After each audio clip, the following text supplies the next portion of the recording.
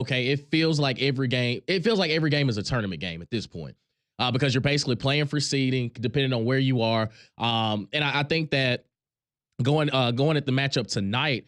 So Mississippi State, the past 3 games, um, they've they've kind of hit a little bit of a wall because okay, you knock off Texas A&M at home, but you fall to Oklahoma in kind of one of those you don't want to see these type of games. Like it's one of those things where you're the better team going into it, and it's more about figuring things out than it is having to regroup of like, hey, y'all must not realize what we still have at stake at this point. And I think it just kind of goes to the SEC, and the same for Auburn when they get ready to take on Ole Miss. Ole Miss coming back, coming from back to back losses, they're hitting that desperation mode. So I think now in the SEC for sure, every game starts to feel like it's tournament driven because okay, if you're Auburn, you want to maintain, hey, we're the number 1 team in the nation. Let's just not slip up. Don't let a team kind of get that breathing room where they feel as though they're comfortable enough to try to pull off an upset. You have to, and we had Richard Hendricks on Mac and Cube yesterday, and he brought up a great point. Auburn is the best team in college basketball, but they haven't dominated in a way at least in the past couple games where it's like, okay, there's still a little room for other teams to kind of creep up, and if they don't play their A game, they can be beaten. And I think you've gotten some of that these past couple weeks, but I think now with everything that you have, the rest of your schedule for both Auburn and Alabama, every game has to have that tournament type feel of, okay, if we lose, then we have a bigger target on our back. But I think that for Alabama, what you saw last Saturday against Kentucky shows you, okay, we're not that far away. Like we may have had a couple game slip ups with the Missouris, with Auburn, but we know how to figure this thing out. And I think a lot of it now because Mark Sears has truly turned that corner of, all right, y'all got to get out of my way. If I have to do it by myself, I will. But the other pieces have to continue to elevate their game. We got a chance to see Chris Youngblood the other day. He finally he's looking for his shot. And at some point, I know me and you, we talk about him a lot, but at some point, Grant Nelson has to click. Now, you much rather have it in the later on parts of the season where it's like, okay, finally, like you're starting to wake up. But at some point, they've got to play complementary basketball alongside with Mark Sears. Yeah, and I wonder, I would imagine that's been a point of emphasis throughout the season, and it just hasn't quite worked for whatever reason. But I guess the hope would be, and again, maybe this is kind of wishful thinking, but what you've seen from Mark Sears the last couple of games, maybe that gives you some hope that, okay, maybe a guy like Grant Nelson, who, I mean, let's be, honest, if memory serves me correctly, I mean, going into the tournament last year, I want to say it was different because I guess we hadn't seen him take it to the level that he did in the NCAA tournament. And Grant Nelson Mm-hmm. was really, really good down that stretch for Alabama. And so coming into this year, I think a lot of us just kind of expected him to pick up where he left off and continue to develop. And that just hasn't quite been the case.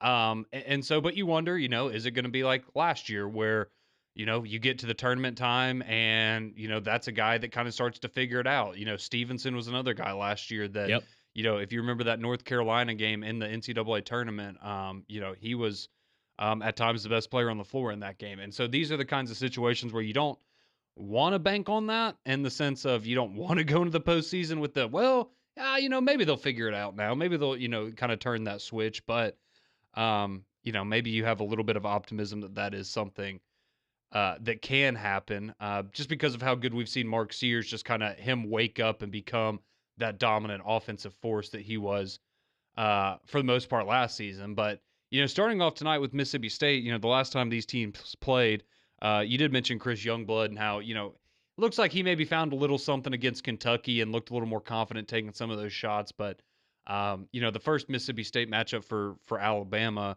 that was probably the best game that he's had this year. He had 23 points in that game, had a bunch of big shots, hit a couple of free throws there at the end to kind of ice it. But if we all remember, Josh Hubbard absolutely went crazy Mm-hmm.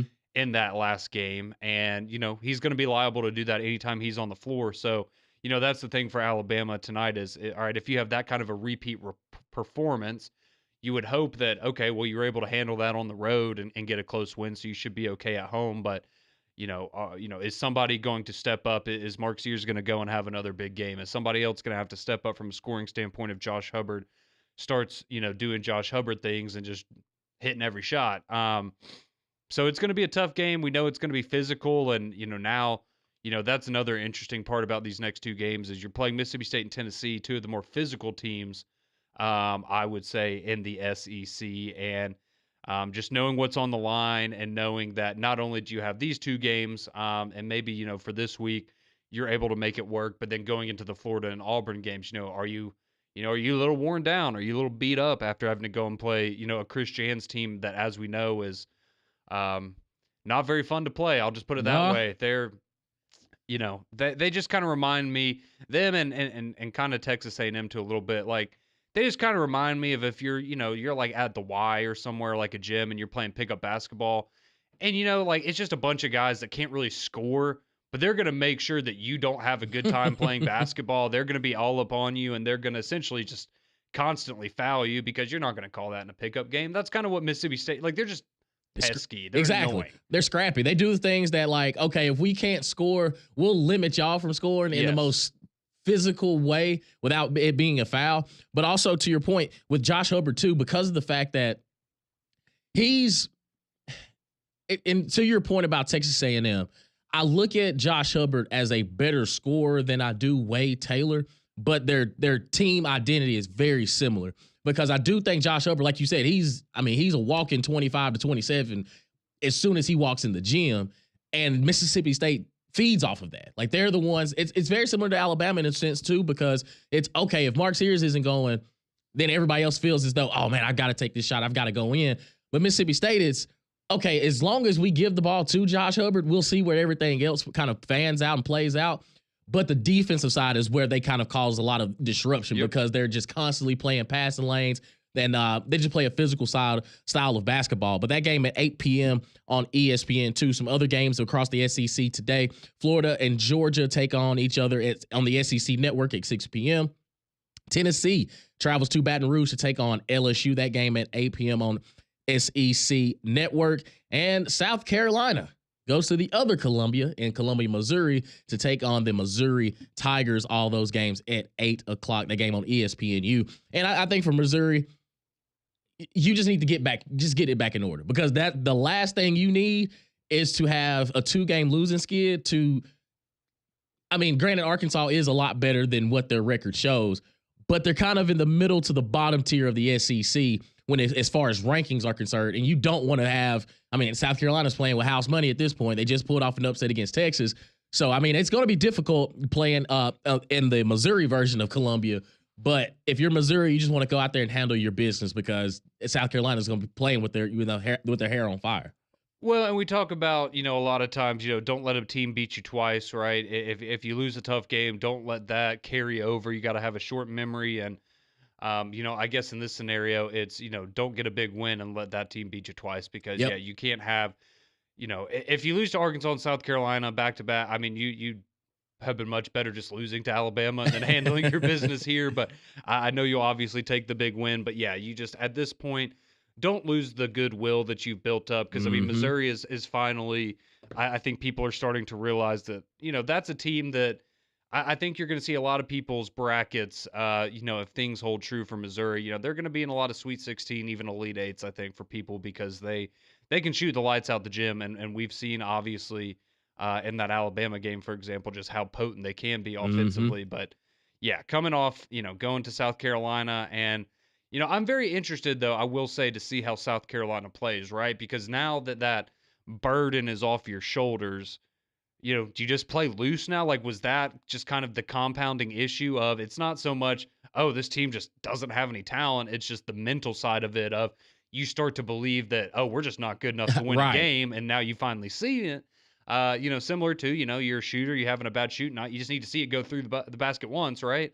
And so maybe South Carolina, maybe they got a little more juice now. So we'll see. But yeah, Missouri should be able to handle that. It shouldn't be too difficult for any of these teams. Obviously Georgia, as tough as they played Auburn, you get Florida at home. Georgia's been much better at home this year. And so they're a team that's desperate for a big win to find themselves back in the good graces of the tournament selection committee. So maybe that's a little interesting, but Yeah, I mean Missouri, South Carolina, Tennessee, LSU. I mean, Yeah, right. you should be able to. You should be handling. Yeah, I don't like to say you should be able to just roll the ball out there, but in those two games, you should probably just be able to roll the ball out there. Yeah, work some kinks out. Now, get some. If you get up early enough, take your starters out, do what they need to do. They've handled their business. Kind of just see what your second unit can do. Say, let those walk-ons get in the You last feel couple me? of minutes. People love that. Absolutely. We had some action last night, especially dealing with the AP Top 25. Houston knocks off Texas Tech in a pretty good game. If you got a chance to watch that on ESPN, 69-61, and Houston has now at least clinched a share of the Big 12 title. And with Houston being the number 4 ranked team in the nation, again, we saw that Auburn and Houston matchup early on in the season. And I mean, if you're Auburn, you're probably thinking somewhere down the road, you're probably going to match up with this team again. But Houston, man, Coach Sampson, I mean, he's been doing it for Lord knows how long now. But that Houston team, and also Texas Tech too, I guess when you've been watching the SEC and just how great it has been, you tend to forget just how good the Big 12 has been, of course, when the Kansases and things.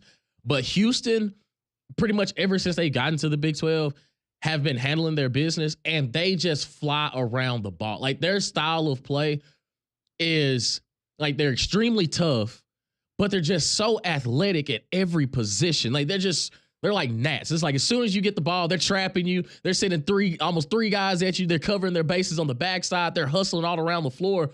And I think for them, even on the offensive side, they play a fast-paced tempo too.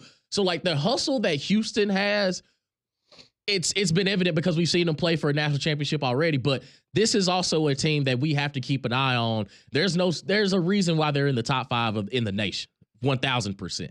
Yeah, and I think it's also one of those things that's easy to forget because, they did lose to both Auburn and Alabama early on in the season. And so this is a team, Houston started 4-3. And I mean, I remember after those games, it was like, okay, this just isn't the same kind of Houston team, right? They're still going to be good. They're still going to be a tournament team. They're just not on the level that we've seen the last couple of years. They're 20-1 since that point, and the only game they lost was a 1-point loss in overtime to Texas Tech. That's it. And so, yeah, they are a team that, in terms of playing your best basketball, they've been playing their best basketball since December. Yep. So they are, they're very good and very similar to, I would say even to a greater degree than what we were just talking about with like a team like Mississippi State. First off, they've been in this situation a number of times. They have a lot of guys that know what it's like to, have these big expectations and to win big games in the NCAA tournament. But good God, are they obnoxious to play? Like, and that's a credit to Kelvin Sampson and what he has built there, because I have to imagine that they would be at the top of a lot of people's lists in terms of the teams that they would least like to play, just because of how physical they are and the style of play that they have. And to go with that, I mean, they got some guys that can absolutely score when they're on. So, Houston's going to be they're going to be a big one. I mean, it definitely feels like right now, you've got Auburn, Florida, Alabama, Duke, and Houston, and they're clearly the top 5 teams right now. So, absolutely, man. We'll see. We shall see. It's getting closer to March, man. We're only a couple days away. SEC tournament, the NCAA tournament. It's about that time, y'all. Start dusting off your brackets and seeing what it's going to look like. And it should be a fun time. 205-834-9450. If you're an Alabama fan, or hell, if you're an Auburn fan, what you want to see from Alabama and Mississippi State? What are your expectations tonight? We'll get a chance to break that game down some more when we return here on Morning JOX and JOX 94.5.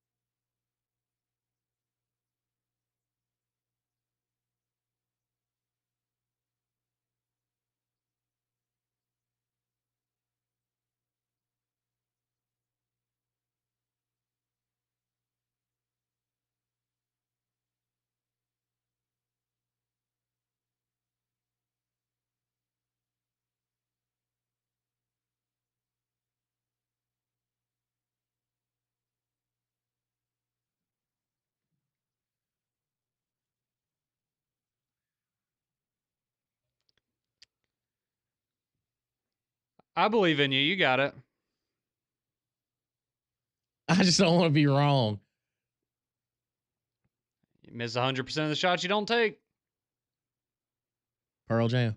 Yes. Let's go. Let's go. Let's go. I knew it. Yes. I know I didn't, but it sounded like them.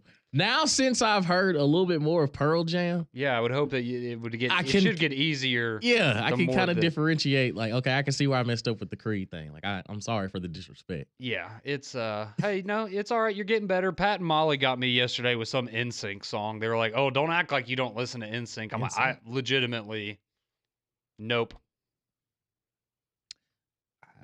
Justin Timberlake was in NSYNC, right? I think so. I couldn't tell you a title. Like, I couldn't tell. I honestly couldn't tell you the difference of NSYNC and the Backstreet Boys. No, I agree with you 100%. Like, I if I saw the I Want It That Way song, and I don't know which one of them sings it. I know that's Backstreet Boys, but I couldn't name anybody out of either one of those groups besides Justin Timberlake.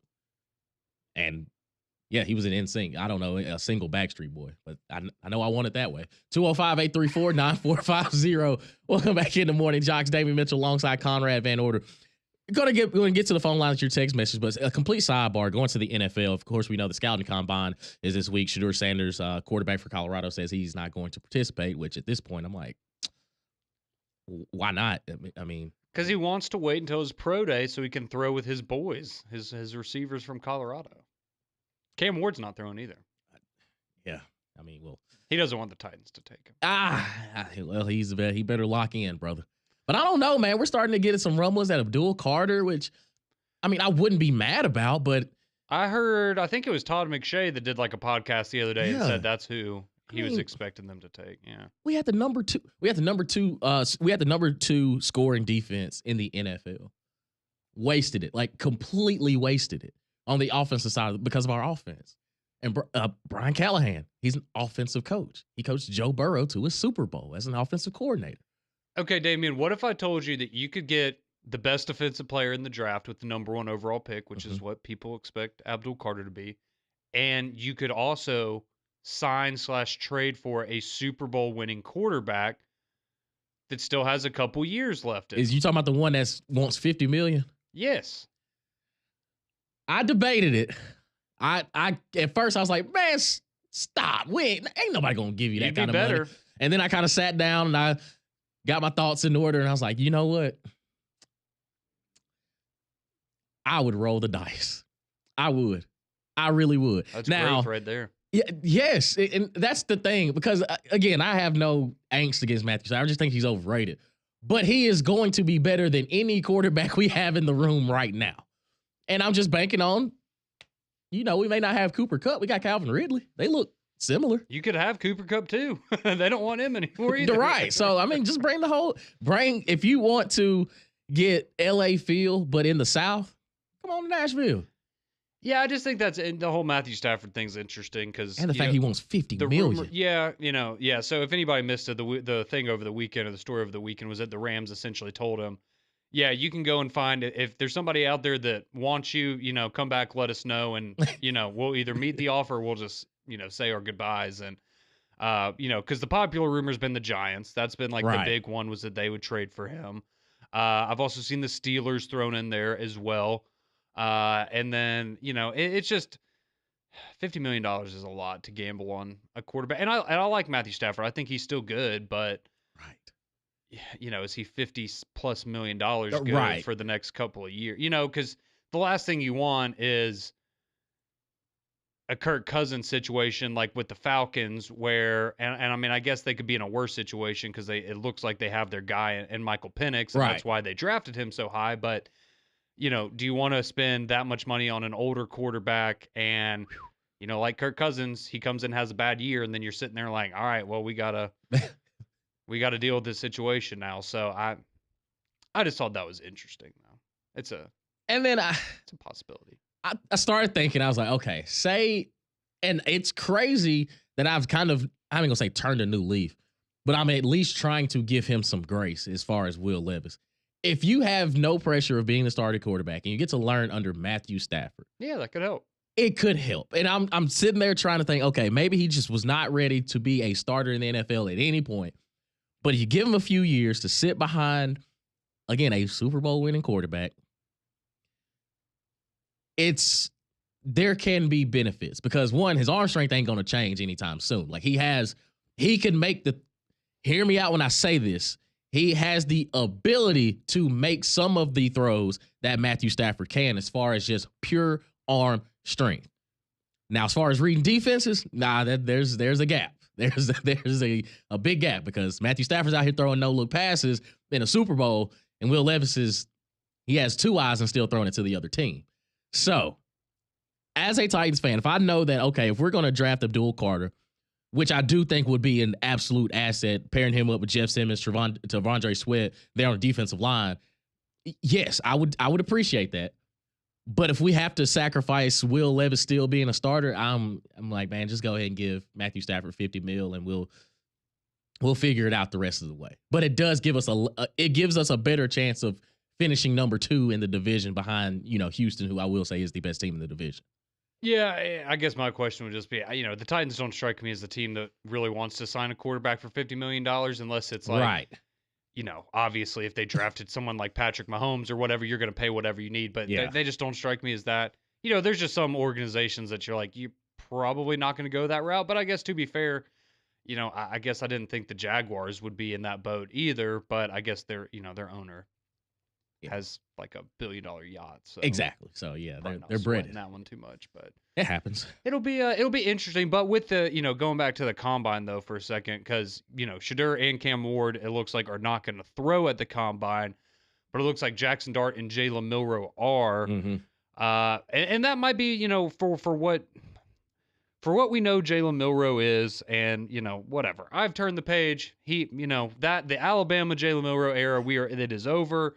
I have put away my ill will from this past season, and I just, I hope that he has a bright career in the NFL and that he goes somewhere that they are able to develop him. But, I do look at this as maybe this is a good opportunity for him to be, probably the highest profile quarterback there that's going to be throwing. And after what we saw at the Senior Bowl, I would think this would be a big opportunity for him to kind of get back in some of the good graces and just show off his arm talent. And because everything else at the combine, I mean, he's going to interview incredibly well. He's very personable. You would imagine that, when it comes to things like, 40-yard dash, bench press, like he's going to be off the charts in terms of his measurables. And so I always looked at the combine if this is his opportunity, like whatever the buzz is about him coming out of the combine, that's going to be a really good indication about what happens in April, I think, because he is just one of those guys like, similar to, I would compare him to, again, like an Anthony Richardson or even a Josh Allen, like these guys that coming out of college they are a prototypical quarterback in terms of their build, their strength, all of these different measurables. But maybe they have, an accuracy problem or a decision-making problem. And it's something that an NFL coach looks at and goes, oh, I can fix that in them.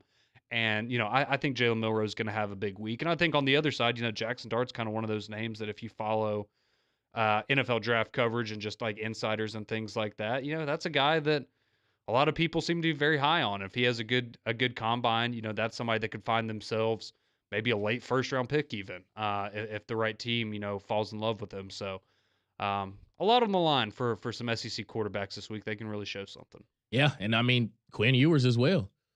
Texas quarterback, it'll be interesting to see how he throws without pads on. Like, I just want to see how he tests because I know he ain't going to run too good because, I mean, he's not the most fleet of foot. But he just doesn't have the kind of, like, arm talent that I feel like jumps off a screen. Exactly. So is it going to be it's very similar to Phillip Rivers. It's can the ball just get to where it needs to? If you're lacking arm strength, can you be just dead accurate? Can that continue? Can that roll over? Because I think there's some throws, I mean, we saw him make that you're just like, good Lord, like that's an incredible throw. But then there's others where it's, Yeah, and it's just like he's got such a rainbow throw. So I'm interested to see how he throws a deep ball. Because you think Joe Milton last year, everybody was just clamoring on, like he may have missed like 3 hitches, but everybody wanted to see the goal ball, and he throws it, 80 yards. And like, okay, well, we know you've gotten that covered. I was like, he's going to be a gadget guy. He'll be a Hail Mary specialist. Hey, he looked good when he had to play. You right. That I do agree with you on. It's okay when he got his chance. He didn't look terrible. No, he looked better than he did in college.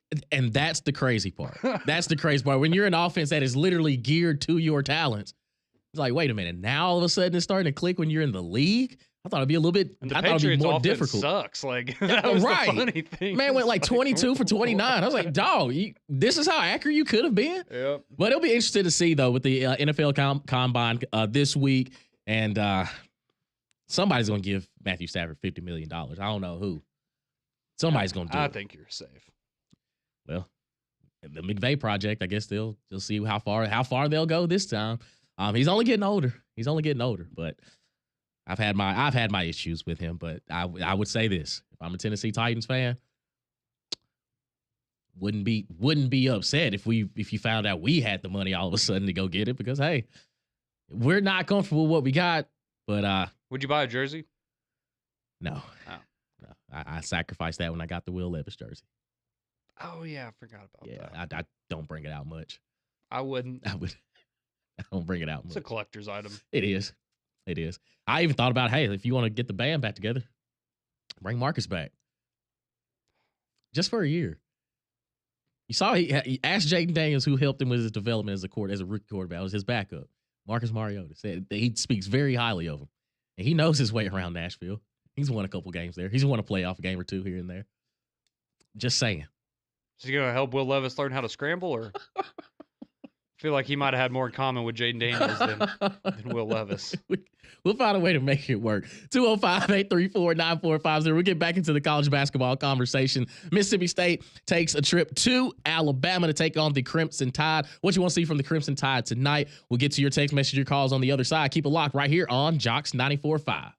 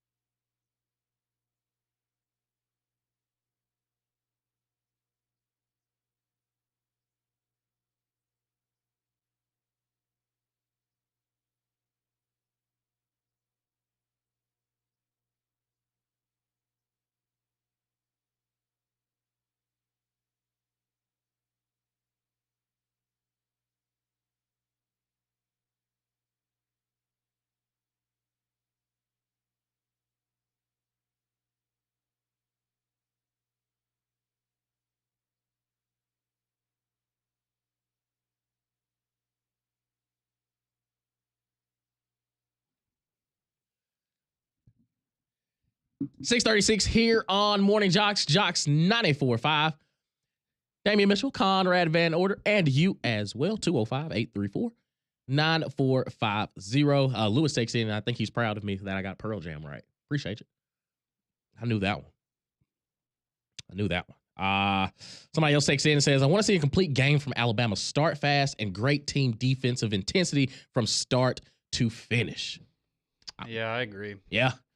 And that's another thing, too, because literally every game for the past 3 games, other teams kind of jumped out rather quickly. And it's like, come on, y'all. Like, at some point, it has to click.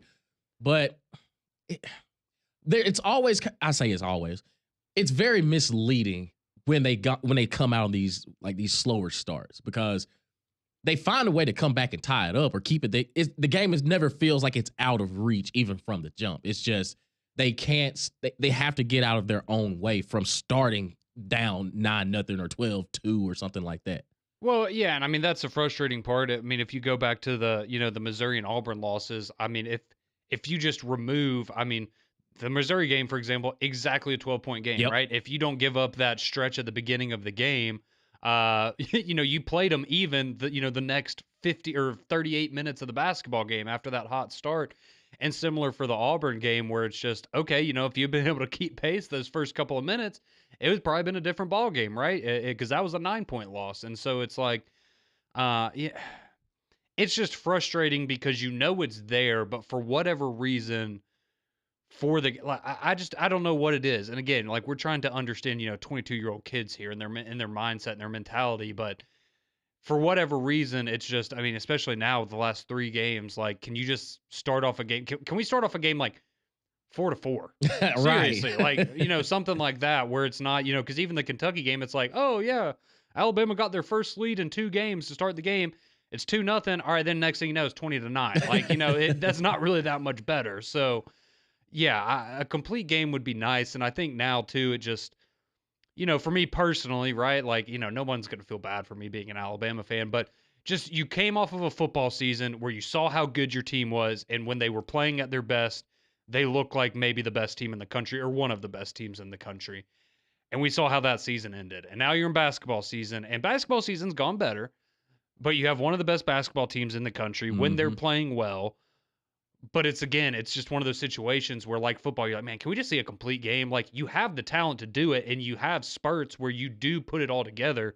Can you do that for just one time for 40 minutes? Just do it one time and show us that you at least have the capability of doing that. And, maybe tonight is that night, but this is another game. Again, this is not I wouldn't say this is a must win, but, you got 2 games left at home. You got this one, you got Florida. I definitely think you want to win this one because you got Tennessee, Florida, and Auburn as your last 3 games. And so in the scenario that you were to really hit a rough patch and drop those last 3 games, you definitely want to get this one.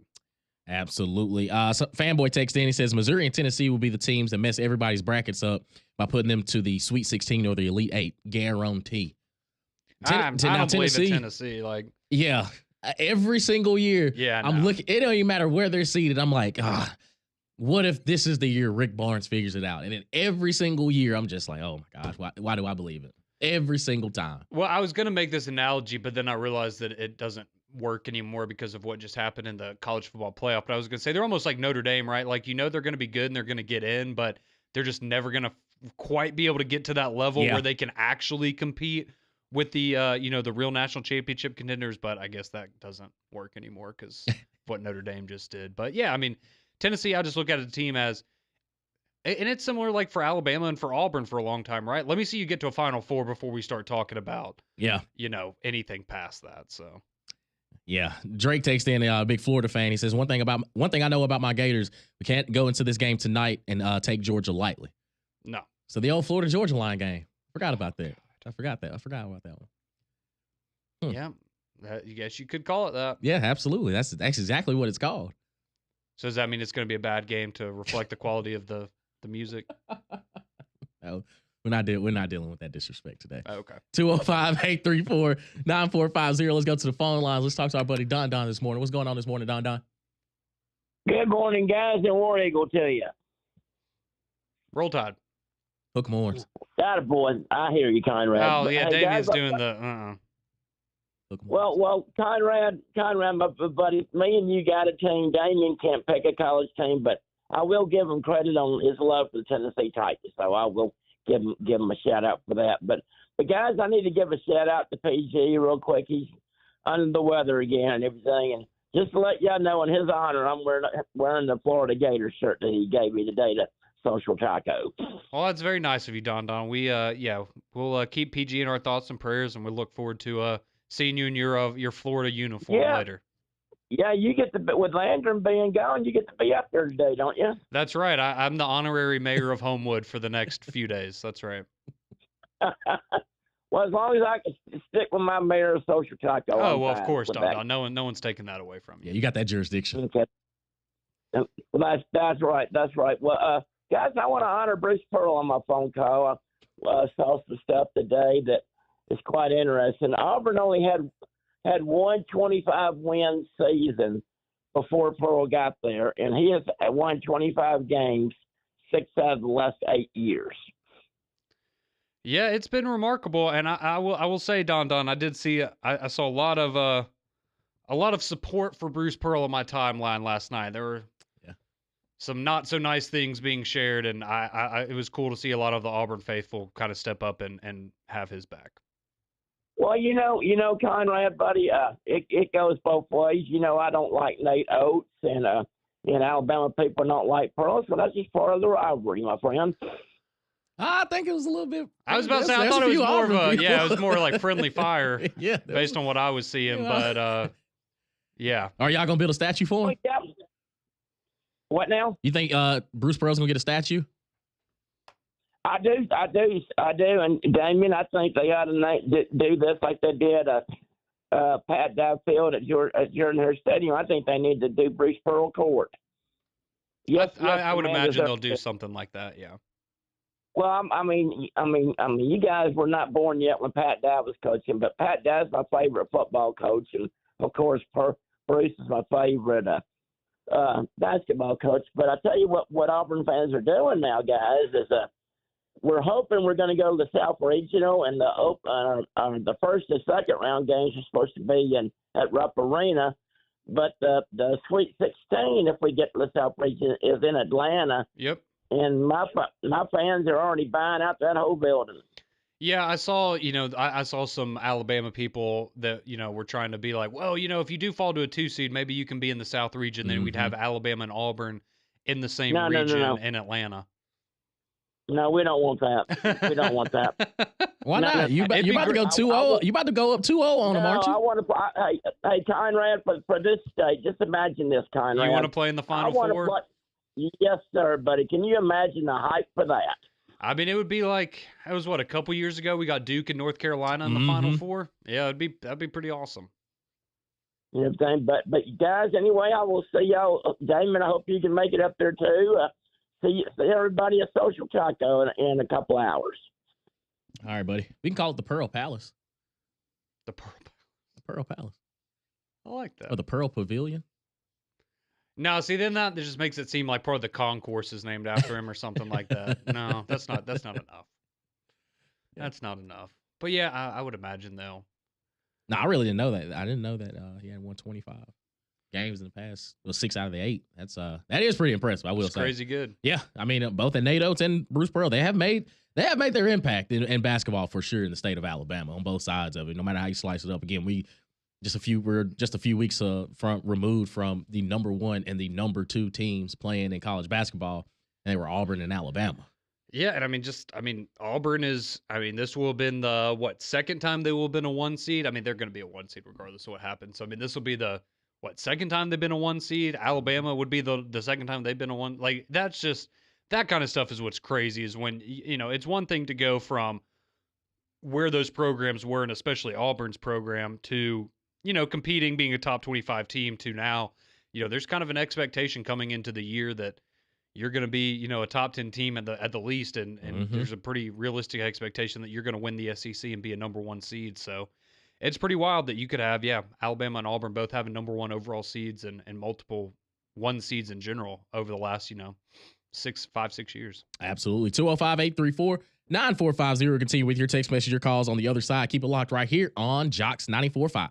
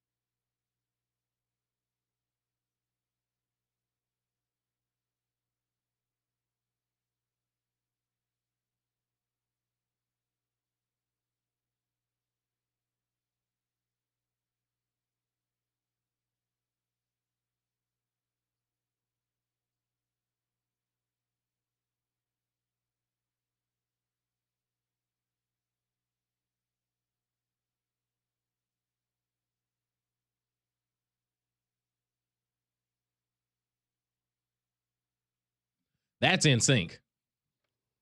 That's in sync. I've seen JT I perform forgot that. that they did that. Yeah, I was like, okay, this is their. Yeah, I've seen JT this was perform their that song. one before. Bye, bye, bye, bye, bye, bye. It's a banger. I wouldn't put it up there I wouldn't put that group up there with Florida Georgia Line, but they're impactful. They're not game changers.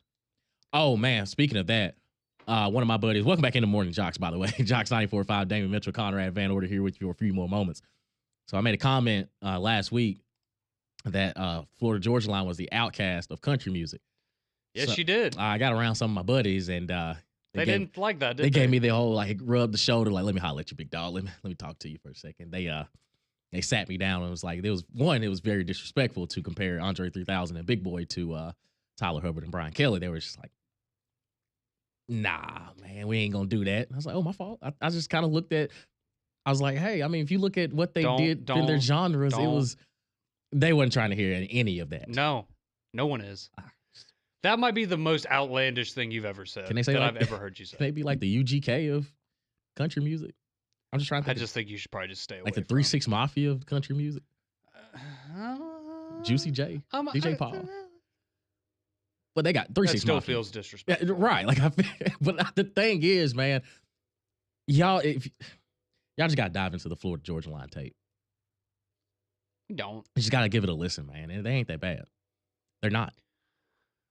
So Alabama's on the hardwood tonight. They're taking on Mississippi State. That game's going to be at 8 o'clock. You got some other games in action tonight. Florida and Georgia. Florida, Georgia. Which is the reason that Damian brought this up in the first place. But yeah, you're going to get Florida and Georgia, a game that Georgia desperately needs for their NCAA tournament hopes. You got Tennessee taking on LSU as well. And then you got Missouri against South Carolina, a freshly rejuvenated South Carolina. So it should be a good night of college hoops around the way here. We did also, I know we talked about the Houston and Texas Tech game last night. Real quick, I did want to mention, because we talked about it a good bit on 3-Man Front yesterday, but you had Michigan and Nebraska going up, and, Michigan, a top 25 team. Dusty May just got a new contract extension there. The former FAU coach, of course, from when they had their Final Four run a couple of years ago. But in terms of Big Ten basketball, I mean, Michigan beat Nebraska 49-46 last night. So if you in a full game, yeah, in a full game. So if you thought that, if you thought that you were free of the Big Ten style of play outside of football season, no, that's an ugly basketball game. That's an ugly basketball game right there. And Michigan ranked number 15 in the nation right now. I don't know. I mean, I go back to that run that they had a few years ago to the national championship, and it's like I always forget about that, honestly. Right, like Jordan Poole.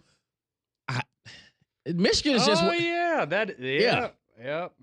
I just think that like we forget that Michigan has. They've done what other teams wish they could do. I mean, everybody goes back to the Fab 5 days, but I just think that I don't know. Michigan, to me, is just one of those teams where I just never have faith in them when they come to the tournament time. Yeah, it's just interesting because, I mean, we talk about, the Big 12 has been so dominant in college basketball for a while now. And, obviously in football, it's SEC and Big 10. And now this year, we've talked a lot about how good the SEC is. But, I'll be honest, I was surprised, that at this point in the season, the Big 10 actually has the second most teams projected to make the tournament over the Big 12. They have 10. The SEC has 13, so it's just kind of wild. And I mean, granted, I guess the Big Ten kind of has an advantage because they have 18 teams in their conference. Mm-hmm. But still, just the fact that you're now seeing these teams kind of rise to the crop in multiple sports. They still got a way to go in baseball. We're still yeah. We're still handling that business with 5 of the top 6 teams in the country in baseball. Yeah, they're wrestlers up there from the SEC. Yeah, they and hockey. Yeah. Lacrosse. Baseball. Really good at lacrosse. They got to let their field thaw out first before they start playing some baseball. Yeah, they probably can't play yet. Brian texted in, Damien, do you know Blackstone Cherry? No, never heard of them. Guess that's a rock band. You familiar? Not familiar. Who knows? Somebody texts in and says, Damien, my birthday is today, and I want to do for others today, so I will try your Florida Georgia line today. Man, for your birthday? Don't do that for your birthday. Happy birthday, but don't. Yeah. Attaboy. Just dive into it, man. If you want to listen to their bangers, go ahead. But there's some B-sides. Sitting Pretty is one of their good songs. I also take away Sipping from on that, Fire. He's looking at this as like a charity case, and that's the only reason that he would listen to Florida Georgia Line. Casey said, thanks, Damien. You said 3-6 Mafia and UGK. Now sipping on some scissor is going to be stuck in my head all day long. Attaboy. Dive into it, man. And just think about it. There's a country group that is just very similar to them. Game changers, baby. Game changers. Macaroni and Cuba in the morning. Those guys are next.